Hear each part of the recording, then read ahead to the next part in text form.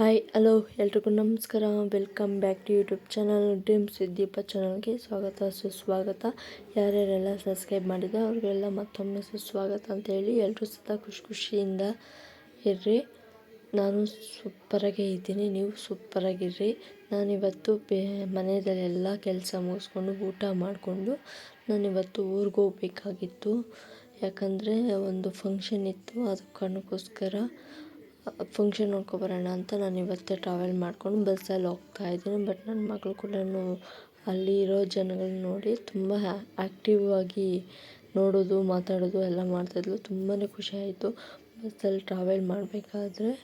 But ನನ್ನ ಮಗಳಿಗೆ ಕಿಟಕಿ ಪಕ್ಕದಲ್ಲಿದ್ರೇ ಅವಳಿಗೊಂಥರ ಖುಷಿ ಆಗ್ಬಿಡುತ್ತೆ. ಅವಳು ನೋಡಿಕೊಂಡು ಕರ್ಕೊಂಡು ಹೋಗಿದ್ದು ಸ್ವಲ್ಪ ರಿಸ್ಕ್ ಆಗೋಯಿತು.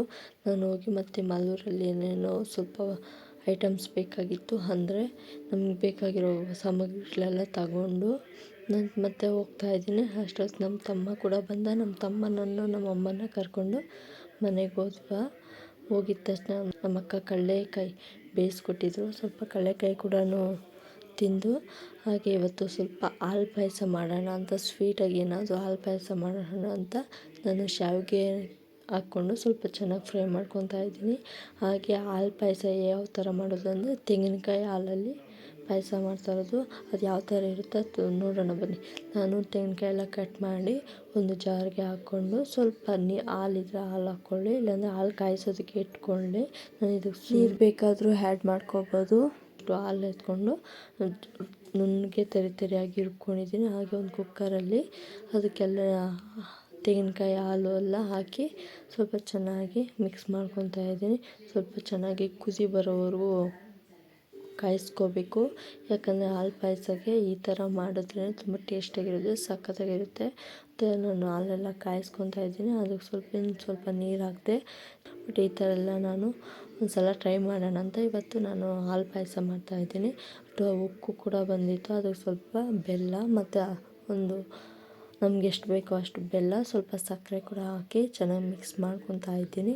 ಅದಕ್ಕೆ ಸ್ವಲ್ಪ ಏಲಕ್ಕಿ ಕೂಡ ಕುಟ್ಟಿ ಹಾಕ್ಕೊಳ್ಳಿ, ಇಲ್ಲಾಂದರೆ ಜಾರ್ಗೆ ಒಂದೇ ಸಲ ಹಾಕ್ಕೋಬೋದು. ತುಂಬ ರುಚಿಕರವಾಗಿರುತ್ತೆ. ಹಾಲು ಪಾಯಸ ನಾನು ಡಿಫ್ರೆಂಟಾಗಿ ಮಾಡ್ತಾಯಿದ್ದೀನಿ ಇವತ್ತು ನಮ್ಮ ಮನೆಯವ್ರಿಗೆ ಯಾವ ಥರ ಇಷ್ಟ ಆಗುತ್ತೋ ನೋಡೋಣ. ಇವತ್ತು ನಾನು ಎಲ್ಲ ಚೆನ್ನಾಗಿ ಕುದೀತಾ ಇತ್ತು.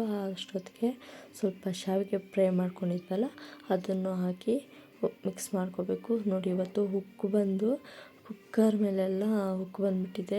ಬಟ್ ನಮ್ಮಪ್ಪ ನಮ್ಮಮ್ಮ ನೋಡಿದ್ರೆ ಬೈತಾಯಿದ್ರು, ಬಟ್ ನೋಡಲಿಲ್ಲ. ಅಷ್ಟೊತ್ತಿಗೆ ಮಾಡಿಬಿಟ್ಟು ಒಂದು ಸೈಡ್ಗೆ ಇಟ್ಕೊಂಬಿಟ್ಟೆ. ಶಾವಿಗೆ ಎಲ್ಲ ಹಾಕಿ ಸ್ವಲ್ಪ ಚೆನ್ನಾಗಿ ಮಿಕ್ಸ್ ಮಾಡ್ಕೊತಾ ಇದ್ದೀನಿ. ಅದು ಟೇಸ್ಟ್ ನೋಡ್ಕೊಬಿಡಿ, ಯಾಕಂದರೆ ಬೆಲ್ಲ ಸಾಕಾಗಿಲ್ಲ ಅಂತ ಒಂದು ನೋಡ್ಕೊಂಬಿಡಿ. ನೋಡ್ಕೊಂಡಿದ್ದಾದಮೇಲೆ ಹಾಲು ಪಾಯಸ ಕೂಡ ರೆಡಿ ಆಯಿತು. ಹಾಗೆ ಇದು ಒಂಥರ ಡಿಫ್ರೆಂಟಾಗಿ ಮಾಡಿರೋದು. ನಿಮಗೂ ಒಂದು ಸಲ ಹಾಲಲ್ಲಿ ಬೇಕಾದರೂ ಮಾಡಿ ನಿಮ್ಮ ಜೊತೆ ಶೇರ್ ಮಾಡ್ಕೊತೀನಿ. ಬಟ್ ನಾನಿದು ತೆಂಗಿನಕಾಯಿ ಹಾಲಲ್ಲಿ ಮಾತ್ರ ಮಾಡಿರೋದು. ತುಂಬ ಚೆನ್ನಾಗಿರುತ್ತೆ, ಸಖತ್ತಾಗಿರುತ್ತೆ. ಇದು ಗಟ್ಟಿ ಆಗೋದಕ್ಕೆ ಮುಂಚೆನೇ ಹಾಕ್ಕೊಂಡು ತಿನ್ನಬೇಕು. ಸ್ವಲ್ಪ ಗಟ್ಟಿ ಆಗೋಯ್ತಂದರೆ ತಿನ್ನೋದಕ್ಕಾಗಲ್ಲ. ಹಾಗೆ ಸ್ವಲ್ಪ ಮುದ್ದೆ ಮಾಡ್ಕೊಂಬಿಡೋಣ ಅಂತ ಮುದ್ದೆ ಕೂಡ ಆಯಿತು ರೆಡಿ. ಮುದ್ದೆಲ್ಲ ಮಾಡಿಕೊಂಡು ಸಾಂಬಾರಿತ್ತು, ಸಾಂಬಾರಿಗೆ ಮುದ್ದೆ ಮಾಡಿದೆ. ಹಾಗೆ ಪಾಯಸ ನೋಡಿ, ಸ್ವಲ್ಪ ಆರಿದ ತಕ್ಷಣ ನೋಡಿ ಗಟ್ಟಿ ಆಗಿಬಿಡ್ತು. ಮುದ್ದೆ ಪಾಯಸ ರೆಡಿ ಆಯಿತು. ಇದೆಲ್ಲ ತಿಂದ್ಕೊಂಡು ಸ್ವಲ್ಪ ಹೊತ್ತು ಮಗು ಜೊತೆ ಆಡ್ಕೊಂಡಿದ್ದೆ, ನಮ್ಮ ಅಕ್ಕನ ಮಗು ಜೊತೆ. ಏನಂದರೆ ಇವತ್ತು ವಿಶೇಷ, ನಾಳೆ ನಮ್ಮ ಅಕ್ಕನ ಮಗುಗೆ ಹೆಸರಿಡೋ ಶಾಸ್ತ್ರ ಇಟ್ಕೊಳ್ತಾ ಇದ್ದೀವಿ. ಅದು ಕಾರಣಕ್ಕೋಸ್ಕರ ಇಲ್ಲೊಂದು ಫಂಕ್ಷನ್ನು ಗ್ರ್ಯಾಂಡಾಗೆ ಮಾಡ್ತಾಯಿದ್ದೀವಿ. ನನ್ನ ಪುಟಾಣಿ ಯಾವ ಥರ ಇದ್ಲು ಅಂದರೆ ತುಂಬ ಖುಷಿ ಆಯಿತು. ನಮ್ಮ ಪುಟಾಣಿ ಜೊತೆ ಆಡ್ಕೊಳೋದೇ ಟೈಮ್ ಸ್ಪೆಂಡ್ ಮಾಡಿಬಿಟ್ಟೆ. ಟೈಮ್ ಹೆಂಗೆ ಹೋಯ್ತು ಅಂತಲೇ ಗೊತ್ತಾಗಿಲ್ಲ. ಬಟ್ ನನ್ನ ಮಗು ಜೊತೆ ಆಡ್ಕೊಂಡೇ ನಮ್ಮ ಅಕ್ಕ ಜೊತೆ ಮಾತಾಡ್ಕೊಂಡಿದ್ದೋಗ್ಬಿಟ್ಟೆ. ಮಗು ನೋಡಿದಷ್ಟು ಖುಷಿ ಯಾವುದ್ರಲ್ಲೂ ಇರೋಲ್ಲ. ವ್ಲಾಗ್ ಇಷ್ಟ ಆದರೆ ಲೈಕ್ ಮಾಡಿ, ಶೇರ್ ಮಾಡಿ, ಕಮೆಂಟ್ ಮಾಡಿ. ಇನ್ನೂ ಇಷ್ಟ ಆದರೆ ಸಬ್ಸ್ಕ್ರೈಬ್ ಮಾಡಿ. Thank you. ಬಾಯ್.